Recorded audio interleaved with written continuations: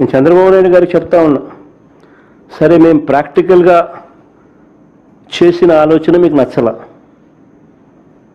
Okay fine. మేము చాలా ప్రాక్టికల్గా ప్రజల బాగోగుల కోసం, రాష్ట్రానికి మంచి కోసం మేము చేసిన ఆలోచనలు మీకు నచ్చలా. పోనీ మేము ప్లాన్ బి ఇచ్చినాం, నేను చేసిన ప్లాన్ ఏ మీకు నచ్చలా, పోనీ ప్లాన్ బి మేము మీకు ఇచ్చాం కదా, ప్లాన్ బి కింద మేము చెప్పిన ప్లాన్ గురించి ఆలోచించారా? అది లేదు. కొద్ది నెలల కిందట నేను చెప్పిన మచిలీపట్నం టు విజయవాడ 70 కిలోమీటర్లు, విజయవాడ టు గుంటూరు మరో 40 కిలోమీటర్లు. మచిలీపట్నంలో మేము కడతా ఉన్న పోర్టు, మా హయాంలో పోర్టుకు శ్రీకారం చుట్టాం, పనులు మొదలుపెట్టాం, పర్మిషన్లు తెచ్చాం, ల్యాండ్ ఇచ్చాం, ల్యాండ్ కొనుగోలు చేసినాం, ఇచ్చినాం, ఫైనాన్షియల్ క్లోజర్ కంప్లీట్ చేసినాం. ఎవరితో ప్రమేయం లేకుండా దానికి డబ్బులు వచ్చేట్టుగా ఏర్పాట్లు చేశాం.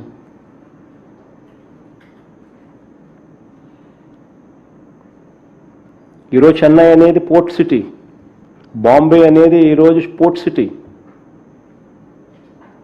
ప్లాన్ బి కింద మేము చెప్పినాం మచిలీపట్నం టు విజయవాడ 70 కిలోమీటర్లు, విజయవాడ టు గుంటూరు మరో 40 కిలోమీటర్లు, మొత్తం ఈ 110 కిలోమీటర్లు నేషనల్ హైవే రోడ్డు ఉంది.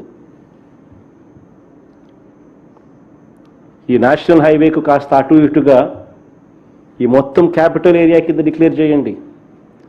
మచిలీపట్నం నుంచి ఎంఏ తీసుకోండి, విజయవాడ నుంచి విఐ తీసుకోండి, గుంటూరు నుంచి జియుఎన్ తీసుకోండి, మావి గన్ అని పేరు పెట్టండి.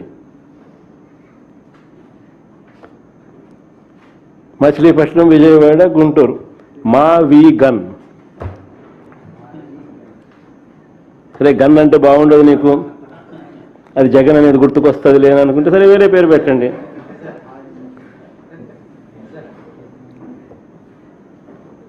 మచిలీపట్నం నుంచి ఎంఏ తీసుకోండి, విజయవాడ నుంచి విఐ తీసుకోండి, గుంటూరు నుంచి జియుఎన్ తీసుకోండి, మా వి గన్ అని పెట్టండి. ప్రమాణమైన 110 కిలోమీటర్లు క్యాపిటల్ ఏరియాని డిక్లేర్ చేయండి, కారిడార్ కింద క్యాపిటల్ ఏరియాని. కనీసము ప్లాన్ బి అన్న కనీసం పిక్చర్లోకి వస్తే అట్లీస్ట్ నువ్వు పెట్టే 2 లక్షల కోట్ల రూపాయలు ఈ రాజధాని ప్రాంతంలో అది అయ్యేది కాదు, సచ్చేది కాదు. ఆ 2 లక్షల కోట్లలో 10% పెడితే చాలు, ఈ మచిలీపట్నంకు, ఈ విజయవాడకు, ఈ గుంటూరు మధ్య కనెక్టివిటీ కోసం. మావిగన్ అని పెట్టాలంట. ఈ మావిగన్ ఏదో అది బాధాకరం, కానీ భాషా ప్రయోగంలో మాట్లాడకూడదని సంస్కారం అడ్డొస్తుంది తప్ప, ఇది అసలు మావిగన్ అంటే మచిలీపట్నం ఏంటి, విజయవాడ, గుంటూరుని అసలు విజిటిఎం ఉడా నుంచి కాపీ చేశాడో, లేకపోతే ఆయన సలహాదారులు చెప్పారో, లేకపోతే ఆయన ఇంటలెక్చువల్ స్మార్ట్ అనుకునే ఒక నాయకుడు చెప్పాడో, లేకపోతే ఒక స్ట్రీట్ స్మార్ట్ అనే నమ్ముతాడు అతను చెప్పాడో నాకు తెలియదు. కానీ ఇది ఈ మావిగన్ అంటే అసలు ఎవడన్నా దీంట్లో మళ్ళీ పైపెచ్చి అక్కడితో ఆపకుండా మావిగన్లో గన్ను ఉందని మీకు అభ్యంతరం అయితే వేరే పేరు పెట్టుకోండి అంట. అసలు రివాల్వర్ కనుక్కున్న శామ్యూల్ కోల్డే రివాల్వర్ని చాలామంది చంపడానికి అన్యాయంగా, అంటే గన్ అనేది పోలీసుల చేతిలో ఉండాలి తప్ప ఎవరి చేతిలో పడితే ఆ చేతిలో ఉంటే చాలామందిని చంపారు. నేను కనుక్కున్న రివాల్వర్, నేను తప్పు చేశాను పశ్చాత్తాపడ్డాడు శామ్యూల్ కోల్డ్ కూడా. కావాలైతే చరిత్ర తెలుసుకో. నేను పిల్లలు ఆడుకునే ఆట వస్తువు కనుక్కుంటే బాగుండేదని శామ్యూల్ కోల్డ్ ఫీల్ అయిన పరిస్థితి. నువ్వు ఎంతసేపు గన్ గన్ గన్ గన్ ఇదేం గోలో నాకైతే అర్థం కాని పరిస్థితి. అలాగే రాష్ట్ర రాజధాని విషయంలో కూడా కేంద్ర ప్రభుత్వం కల్పించుకుంటాక లేదంటావు.